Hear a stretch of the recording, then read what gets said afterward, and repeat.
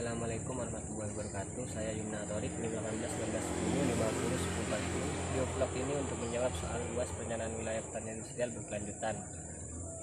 Soal yang pertama, ilmu perencanaan wilayah merupakan salah satu disiplin ilmu multidisiplin yang mengintegrasikan beberapa aspek. Jelaskan aspek-aspek disertai dengan ilustrasi penerapan yang relevan dengan perencanaan wilayah pertanian industrial. Jawabannya, dalam ilmu perencanaan wilayah ini mempelajari berbagai macam bidang keilmuan, diantaranya yaitu ekonomi, sosial, dan budaya.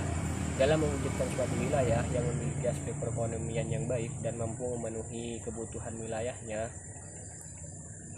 baik wilayahnya sendiri maupun memasuk kebutuhan ke wilayah lain, sehingga dibutuhkan salah satunya yaitu perencanaan wilayah pertanian industrial, di mana dalam perencanaan pertanian industrial berfokus terhadap keberlanjutan pertanian. Adapun aspek-aspek yang relevan pada perencanaan wilayah pertanian industrial yaitu aspek ekonomi wilayah, di mana penerapan pertanian industrial yang ditujukan dengan memproduksi secara maksimal hasil pertanian dengan menggunakan teknologi yang tepat. Dalam perencanaan wilayah pertanian industrial, aspek ekonomi wilayah dibutuhkan untuk mengetahui pendapatan daerah, masyarakat, kesempatan kerja, komunitas unggulan, dan lain-lain. Sedangkan aspek yang kedua yaitu aspek lingkungan. Sistem berkelanjutan yang mampu memelihara sumber daya dengan stabil secara lingkungan, baik terkait fungsi ekosistem, keanekaragaman hayati, daya dukung lingkungan, serta menekankan akan pentingnya stabilitas ekonomi alam yang mencakup stabilitas ekosistem alam yang mencakup sistem kehidupan biologis dan sumber daya alam. Aspek yang ketiga, aspek sosial dan budaya. Pada perencanaan pertanian industrial, dalam aspek sosial budaya dipelajari untuk mengetahui kebiasaan masyarakat setempat dalam bertani. Salah satu contoh budaya lokal petani di Indonesia yaitu budaya berkahuni di Jawa Barat. Acara ini biasanya digelar menjelang musim tanam padi, dan ada budaya upacara panen suku osing di Banyuwangi. Soal yang kedua, berikan penjelasan untuk beberapa metode perencanaan wilayah dan contoh aplikasinya. Yang pertama yaitu analisis entropi. Analisis entropi ini digunakan untuk mengukur kesenjangan ekonomi dan konsentrasi industri pada suatu wilayah. Untuk melihat tingkat perkembangan suatu wilayah, datanya berupa PDRB, digunakan untuk mengetahui pendapatan regional per kapita dan kesenjangan pendapatan. Yang kedua, analisis location question atau LQ, spesialisasi indeks SI dan localization index LI. Jawabannya, yang pertama, analisis LQ ini adalah teknik perhitungan untuk mengetahui sektor basis dan non basis dengan membandingkan persentase sumbangan sektor. Penjelasan dari LQ, koefisien LQ kurang dari 1 berarti bahwa sektor yang bersangkutan tidak memiliki keunggulan komparatif. Sedangkan koefisien LQ sama dengan 1, maka sektor tersebut memiliki keunggulan komparatif yang sama dengan rata-rata semua daerah. Dan koefisien LQ lebih dari 1 memiliki arti bahwa sektor yang bersangkutan memiliki keunggulan komparatif yang lebih dari rata-rata, atau dengan kata lain merupakan sektor basis. Yang kedua, analisis specialization index atau SI. Fungsinya itu hampir sama dengan LI, yakni sebagai analisis pelengkap dan memperkuat hasil analisis LI. Analisis SI digunakan untuk mengkategorikan bahwa suatu wilayah memiliki aktivitas terdiversifikasi atau biasa disebut diversification, sehingga memiliki aktivitas terspesialisasi atau spesialisasi. Sedangkan analisis LI atau location index merupakan teknik analisis yang menunjukkan suatu aktivitas berkembang di semua wilayah, biasa disebut dispersion, atau relatif berkembang hanya di wilayah tertentu saja, localization atau konsentrasi. Yang ketiga, analisis subset merupakan suatu teknik yang digunakan untuk menganalisa data statistik regional, baik berupa pendapatan per kapita, output, tenaga kerja, maupun data lainnya. Analisis ini digunakan untuk melihat dan menentukan kinerja produktivitas kerja perekonomian daerah dengan membandingkan dengan wilayah yang lebih luas. Dari analisis ini juga kita dapat mengetahui bagaimana perkembangan suatu sektor di semua wilayah jika dibandingkan secara relatif dengan sektor lain atau di wilayah tersebut. Lalu kita juga bisa mengetahui apakah perekonomian yang ada di wilayah tersebut berkembang secara cepat atau lambat. Yang keempat, analisis gravitasi, biasa disebut analisis gravity. yaitu menggambarkan interaksi antara dua atau lebih memiliki gejala fisik dalam satu daerah. Besar interaksi yang ditentukan dari besaran daerah seperti lapangan kerja, total pendapatan, luas bangunan, banyak fasilitas, dengan tolak ukur jumlah penduduk.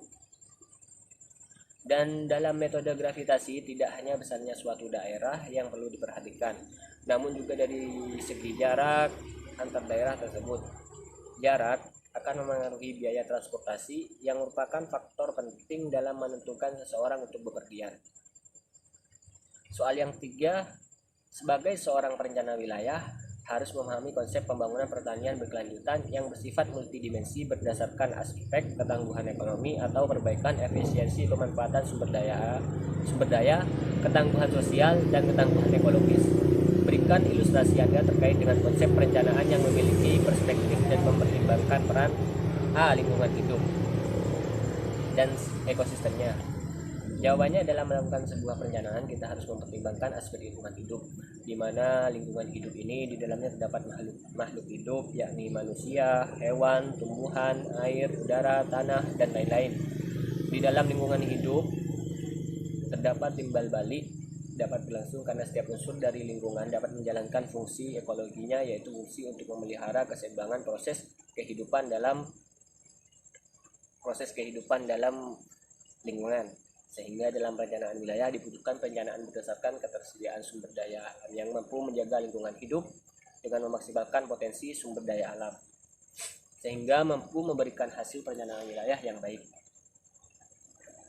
Yang kedua, perubahan iklim global, emisi dari permukiman, transportasi, industri telah mengakibatkan pemanasan global, sehingga fenomena tersebut memberikan dampak besar bagi kehidupan manusia.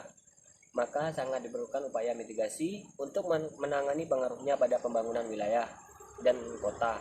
Adanya perubahan iklim global memberikan dampak diantaranya terjadinya krisis pangan, krisis air, dan luasnya penyakit. Yang ketiga, partisipasi dan peran masyarakat. Untuk partisipasi dan peran masyarakat ini merupakan suatu aspek krusial dalam melaksanakan perencanaan wilayah.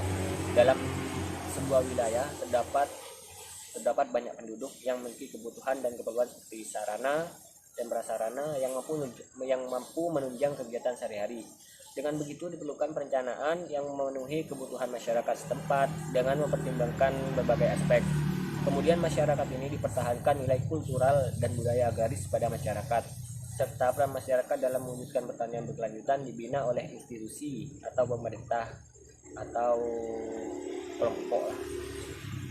Yang keempat, dalam hierarki dokumen perencanaan tata ruang terdapat RT/RW, RDTR, RTBL, serta RTR kawasan strategis. Jelaskan keterkaitan masing-masing dokumen rencana tersebut dan keterkaitannya dengan pertanian industrial. Jawabannya, yang pertama, keterkaitan RT/RW. Penyusunan RT/RW disusun dengan memperhatikan kaidah perencanaan yang meliputi asas keselarasan, keterpaduan, kelestarian, keserasian berlanjutan. Penyusunan RT sesuai dengan kebutuhan RT/RW kabupaten atau kota perlu dilengkapi dengan yang mengacu lebih detail dalam pengendalian pemanfaatan ruang kabupaten atau kota. Pedoman RDTR memiliki muatan materi yang lengkap, yakni terdapat peraturan zonasi yang berfungsi sebagai pengendalian pemanfaatan ruang dan menjadi dasar penyusunan dokumen RTBL.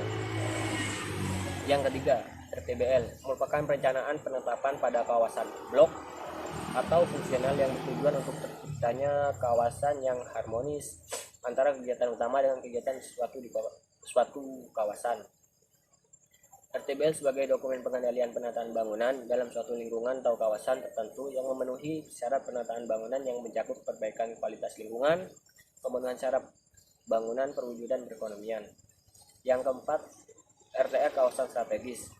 RTR kawasan strategis wilayah ini merupakan wilayah yang penataan ruangnya diprioritaskan karena mempunyai pengaruh sangat penting dalam lingkup kabupaten terhadap ekonomi, sosial, budaya, atau lingkungan.